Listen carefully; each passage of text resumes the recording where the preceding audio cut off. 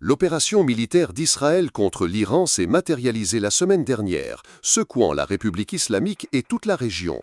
Mais elle semble avoir été préparée au fil des années et a abouti à des attaques extrêmement précises contre des cibles de haut niveau. Les derniers rapports indiquent que pour cette offensive, l'armée israélienne a sans aucun doute utilisé les données des services secrets, mais aussi l'intelligence artificielle, en neutralisant dès le départ une partie des systèmes de missiles et de défense aérienne iraniens.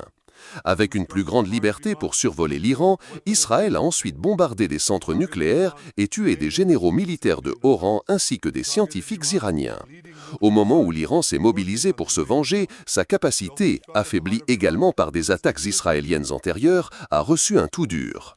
Cela a été confirmé par des sources lors d'une réunion avec 10 responsables et anciens responsables israéliens du renseignement et du secteur militaire, dont certains ont parlé à l'agence de presse Associated Press sous couvert d'anonymat.